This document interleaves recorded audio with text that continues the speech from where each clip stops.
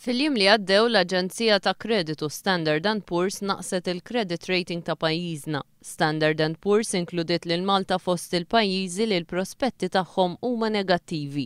Dan fl-istess ħin qalet li hemm wieħed minn 3 ċans li l-credit rating ta' pajjiżna jerġa' jitnaqqas għal darb'oħra kemm matul din is-sena u wkoll matul is-sena li ġejja.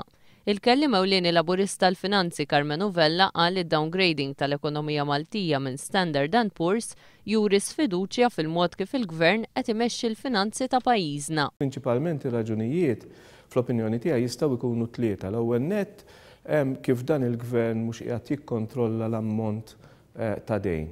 It-tieni hemm il-fatt li id-dejn kif inhu tiela mhux tiela it-tkabbir ekonomiku miegħu.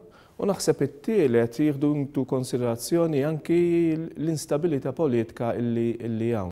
Fil-fema tal-Europarlamentari Edward Cicluna l-fatt li pajjiżi oħra ma tnaqsilhomx il-credit rating juri li hemm problemi fil-mod ta' kif qed isiru l-affarijiet f'pajjiżna. Naraw illi d-dejn jieqaf jiżdied għax dak qiegħed itappanna aħna waqgħuna ma' 6 pajjiżi oħra u l-10 pajjiżi l-oħra fil-fatt ma ġralhomx hekk. Mela allura mhux veru li aħna għaddejjin fuq ir-rubini għandna hemm affarijiet x'wieħed jirranġa. L-Oppożizzjoni kienet ġibdet l-attenzjoni tal-Gvern anke dwar il-budget li fil-fema tagħha ma kienx realistiku.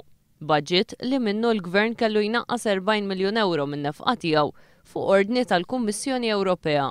U il-fatt illi l-Gvern qed jiġi mġiegħel li jnaqqas dawn il-flus jikkonferma żewġ affarijiet illi l-estimi li qed jagħmel il-Gvern anke fuq l-istatistika li jkollu mhux qed ikun realistiku u barra minn hekk issa l-Gvern ma jafx minn fejn effettivament ser jaqta' din l-ispiża.